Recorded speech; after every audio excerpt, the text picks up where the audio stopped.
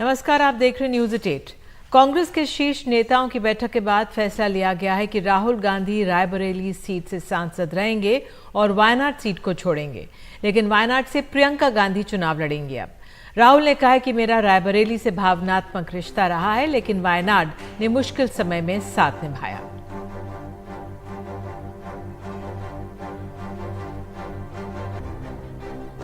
Party ने यह तय कर दिया कि राहुल गांधी जी अपना रायबरेली का सीट रखना चाहिए, क्योंकि रायबरेली ये पहले से भी उनके बहुत नज़दीक है। उस फैमिली के साथ बड़ा जुड़ाव है। वहाँ से बड़े सोच समझ के हमने ये तय किया कि वायनाड से खाली सीट पे प्रियंका जी लड़ना चाहिए। मेरा रायबरेली से और वायनाड से इमोशनल कनेक्शन है। पिछले 5 सालों में मैं वायनाड का एमपी था और वायनाड के सब लोगों ने, हर पार्टी के लोगों ने प्यार दिया, तो उसके लिए मैं दिल से धन्यवाद करता हूं और पूरी जिंदगी उसको याद रखूंगा। प्रियंका वायनाड से चुनाव लड़ेगी, मगर मैं भी पीरियोडिकली वायनाड जाऊंगा और जो वायदे हमने वायनाड को किए थे उनको हम पूरा करेंगे। बहुत खुश हूँ मैं। I am very happy to be able to represent Wayanad, and all I'll say is that I won't let them feel his absence. As he said, he'll come many times with me, but I will work as hard and I will try my best to make everybody happy and to be a good representative. और रायबरेली के साथ तो मेरा बहुत ही पुराना रिश्ता भी है और 20 सालों से मैंने काम किया है दोनों रायबरेली और अमेठी में, तो वो रिश्ता तो कहीं मतलब किसी भी तरह से टूट नहीं सकता। उसको कायम रखने के लिए हम दोनों हैं और भैया की मैं मदद रायबरेली में भी करूंगी और जैसे इन्होंने कहा हम दोनों रायबरेली में भी हम दोनों मौजूद होंगे और वायनाड में भी। दोनों को 2 सांसद मिल रहे हैं। सिंपल सी बात है। पश्चिम बंगाल के दार्जिलिंग में आज एक बड़ी रेल दुर्घटना हुई जब कंचनजंगा एक्सप्रेस को मालगाड़ी ने पीछे से टक्कर मारी, जिसमें लोगों की जान चली गई। 55 से ज्यादा लोग जो यात्री थे घायल भी हुए, कई बोगियां क्षतिग्रस्त भी हुई। रेलवे बोर्ड की चेयरमैन जया सिन्हा ने कहा है कि इस हादसे में मालगाड़ी के चालक, सहायक चालक और कंचनजंगा एक्सप्रेस ट्रेन के गार्ड की मौत हो गई। रेलवे बोर्ड की चेयरमैन के मुताबिक मालगाड़ी के लोको पायलट ने सिग्नल ओवरशूट किया, जिसके चलते वो कंचनजंगा एक्सप्रेस से टकरा गई। एनडीआरएफ और एसडीआरएफ मौके पर मौजूद होकर हालात को संभाला। रेल मंत्री अश्विनी वैष्णव ने भी मौके पर पहुंचकर हालात का जायजा लिया।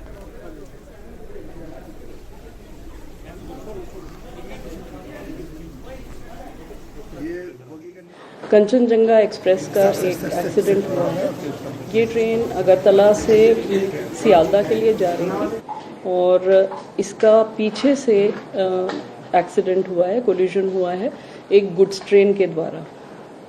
प्रारंभिक इंफॉर्मेशन के हिसाब से ऐसा लग रहा है कि गुड्स ट्रेन के ड्राइवर ने सिग्नल को डिसरिगार्ड किया है और रियर एंड से कंचनजंगा को हिट किया है। पश्चिम बंगाल की मुख्यमंत्री ममता बनर्जी ने कहा है कि रेलवे की देखरेख करने वाला अब कोई नहीं है, यात्रियों की सुविधा पर किसी का ध्यान नहीं है। सुतरां rail have become totally parentless.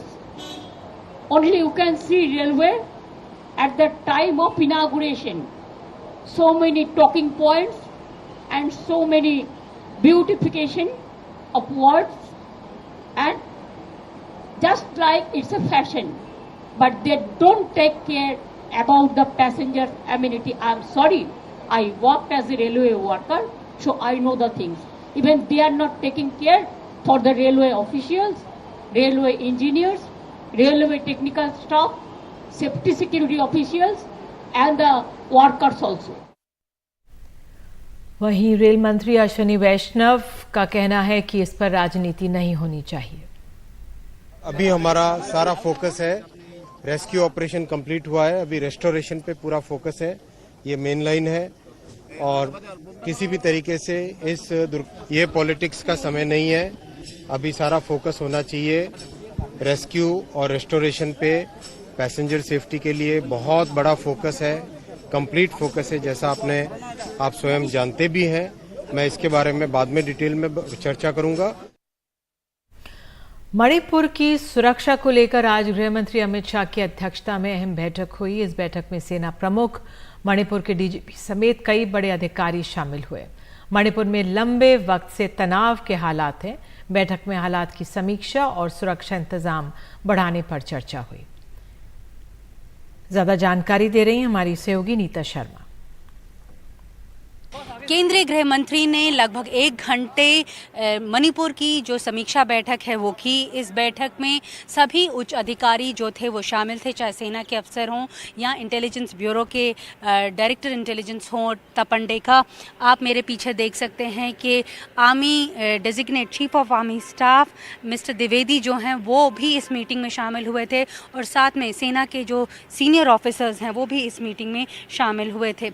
इस मीटिंग में डीजीपी जो हैं वो राजीव सिंह जो थे वो भी यहाँ पर मौजूद थे। उन्होंने एक लंबा प्रेजेंटेशन जो है वो केंद्रीय गृह मंत्री को दिया, बताया कि लॉ एंड ऑर्डर की क्या सिचुएशन है वहाँ पर, और साथ में ये भी बताया कि जो स्टेट पुलिस है किस तरह से एडिक्वेट बल उन्होंने तैनात किया है जहां पर हिंसा हो रही है। पूरा एडमिनिस्ट्रेशन यहां पर आया हुआ था। एडमिनिस्ट्रेशन को chief secretary of the state जो हैं वो रिप्रेजेंट कर रहे थे और साथ में adviser to the state Kuldeep Singh भी यहां पर थे, लेकिन जो राज्य के मुख्यमंत्री हैं बीरेन सिंह वो यहाँ पर नहीं थे। तो इसके ऊपर अब सवाल जो हैं वो उठ रहे हैं कि रिव्यू हुआ, केंद्रीय गृह मंत्रालय ने रिव्यू किया, लेकिन जो वहाँ के मुख्यमंत्री हैं वो इस बैठक में क्यों शामिल नहीं थे। जब यहाँ पर ओथ टेकिंग सेरेमनी थी तब वो यहाँ पर दिल्ली आए थे, लेकिन तब भी वो केंद्रीय गृह मंत्री अमित शाह से नहीं मिल पाए थे। तो पॉलिटिकली भी इस मीटिंग का जो एक रेलेवेंस है, सवाल जो हैं वो पूछे जा रहे हैं कि क्यों मुख्यमंत्री को इस बैठक में नहीं बुलाया गया। नई दिल्ली से कैमरा पर्सन अश्विनी मेहरा के साथ नीता शर्मा, एनडीटीवी इंडिया के लिए। कर्नाटक की कांग्रेस सरकार ने बीते दिनों पेट्रोल डीजल की कीमतों में बढ़ोतरी की है। पेट्रोल 3 रुपये प्रति लीटर और डीजल 3.5 रुपये प्रति लीटर बढ़ाया गया है। ईंधन के दाम बढ़ने के बाद बीजेपी कर्नाटक के मुख्यमंत्री सिद्धरमैया पर हमलावर है, जिसके बाद अब खुद मुख्यमंत्री का बयान सामने आया है। सिद्धरमैया ने कहा है कि हमने पेट्रोल और डीजल दोनों की कीमत बढ़ाई है, फिर भी कर्नाटक में पड़ोसी राज्यों की तुलना में कीमत कम है। उन्होंने कहा कि बीजेपी के लोग इसे राजनीतिक कारणों से मुद्दा बना रहे हैं। 3 rupees on petrol and 3 rupees on diesel. Still, we are less than the neighboring states' rates. We are less than the neighboring states. See, the BJP people, for political reasons, they are making this as an issue. They are making this as an issue. When Narendra Modi ji raised additional excise duty on petrol and diesel, they are keeping quiet. Bihar के मुजफ्फरपुर में नौकरी दिलाने के नाम पर कई लड़कियों का यौन शोषण किया जा रहा था। इन लड़कियों को सोशल मीडिया के जरिए फंसाकर यौन शोषण हो रहा था और विरोध करने पर उनकी बेल्ट तक से पिटाई की जाती थी। 2.5 से 3 मंथ हुआ मेरा सैलरी नहीं आया। फिर सैलरी का जब हम बात किए तो वहाँ मनीष सिन्हा यानी कंपनी के CMD जिसको बोला जाता है वो और तिलक ने मिलकर मुझे ये बताया कि तुम्हें यहाँ 50 से 52 लोगों को बुलाना है। 50 से 52 लोगों को बुलाओगी तो तुम्हारा यहाँ सैलरी 50,000 हो जाएगा। हम बोले बुलाने का मतलब हम कहाँ से बुलाएंगे 50 से 52 लोग। तो मेरे फ़ोन में जितना कॉन्टैक्ट था उसको एक लिस्ट टाइप में बनवाया गया, हर एक चीज़ और मेरे कॉन्टैक्ट से लिखवाया गया। फिर उसी में से वो लोग मार मार के ज़बरदस्ती कॉल करने स्टार्ट करवाया लोग। तो मुझे नहीं पता था कि ये फ्रॉड कंपनी है। इस कंपनी में बहुत लाखों लोगों का ज़िंदगी फंसा हुआ है। मेरे साथ ही नहीं बल्कि बहुतों के साथ शोषण हुआ है और हम नहीं चाहते हैं कि अब ये कंपनी चले, क्योंकि सर ये फ्रॉड का कंपनी है। अपना दर्द बयां कर रही इस लड़की को ये मालूम नहीं था कि वो किस गहरे खाई में गिरने वाली है। सोशल मीडिया पर नौकरी का झांसा देकर इनके साथ जो हुआ वो चौंकाने वाला है। इस अपराध में शामिल लोग नेटवर्किंग कंपनी में नौकरी दिलाने का वादा करते हैं और फिर यौन शोषण करते। यहाँ विरोध करने पर इनके साथ जो होता, इससे आपकी रूह कांप जाएगी। बेल्ट से मारने के अलावा कई तरह की यातनाएं इन्हें दी जाती है। इतना ही नहीं, लड़कियों की फोटो से छेड़छाड़ की जाती, उसे इंटरनेट पर डालने की धमकी देकर ब्लैकमेल भी किया जाता था। शिकार हुई पीड़िता को जब सच्चाई का एहसास हुआ तो वो इंसाफ के लिए अदालत के दरवाजे तक पहुंची, जिसके बाद बड़ी मुश्किल से पुलिस ने आरोपियों के खिलाफ एफआईआर दर्ज की। कोर्ट के आदेश पर अय्यारपुर थाना में मामला दर्ज हुआ, जिसमें डीबीआर कंपनी के सीएमडी सहित कई लोगों के खिलाफ एफआईआर दर्ज हुई। प्राथमिकी में सुपौल के मोहम्मद इरफान, गोपालगंज के हरेराम, यूपी नोएडा के मनीष सिन्हा, मोतिहारी के एनामुल अंसारी समेत 9 लोगों को आरोपित किया गया। कुछ समय पहले ये संज्ञान में आया है कि एक कंपनी है जो फर्जी तरीके से कॉल सेंटर चलाने की कोशिश कर रही थी, जिसमें महिलाओं को ल्योर करके और उनसे उनके साथ धोखाधड़ी किया जा रहा था। इस संबंध में 9 तारीख को 9/6/2024 को एफआईआर दर्ज कर ली गई है और वादनी का बयान ले लिया गया है और इस संदर्भ में जो इन्वेस्टिगेटिंग ऑफिसर है वो आगे की कार्रवाई कर रहे हैं और इस केस को हम इन्वेस्टिगेट करके जो अग्रतर अनुसंधान है वो ज़रूर किया जाएगा। घटना को 1 हफ्ते से ज्यादा समय बीत चुका है और अब तक किसी की गिरफ्तारी नहीं हुई है, जो ये दर्शाता है कि पुलिस और प्रशासन ऐसे संवेदनशील मामलों को कितनी तत्परता से ले रही है। मुजफ्फरपुर से कौशल किशोर के साथ पटना से मनीष कुमार की report, NDTV India.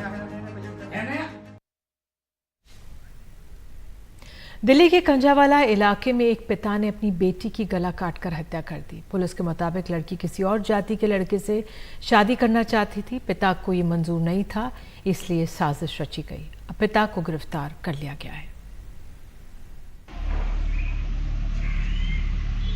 Nand Kishore ने फादर्स डे पर अपनी बेटी की जान ले ली। रविवार को वो अपनी बेटी को नरेला से कैब में बिठाकर कंझावला की ओर एक खेत में ले गया और वहां पेपर कटर से गला काटकर उसकी हत्या कर दी। पुलिस को हत्या की जानकारी रविवार रात करीब 9 बजे एक राहगीर से मिली।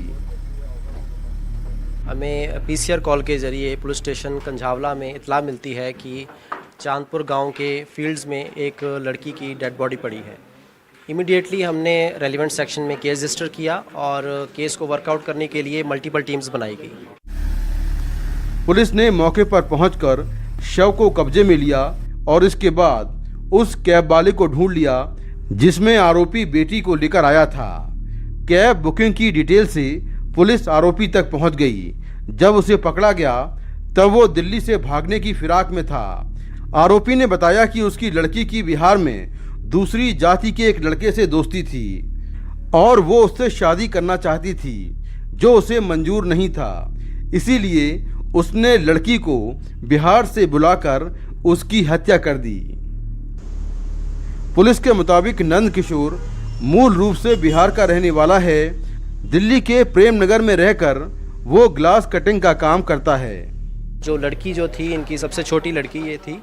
इसका किसी लड़के के साथ कोई प्रेम प्रसंग था जो इंटरकास्ट था और जिसको जो फादर और फैमिली जो है अप्रूव नहीं कर रहे थे। पुलिस के मुताबिक अब तक की जांच में हत्या में किसी और की भूमिका सामने नहीं आई है।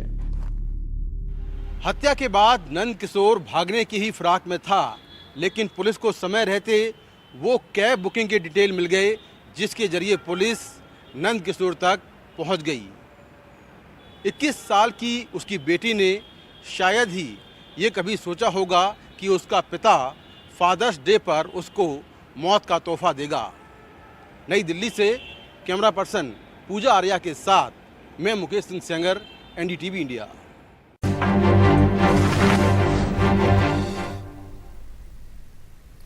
हिमाचल प्रदेश में पड़ रही गर्मी से जल स्रोतों में जो पानी है उसका स्तर घट गया है, जिससे जल संकट गहरा गया है। राजधानी शिमला पानी की किल्लत से जूझ रही है।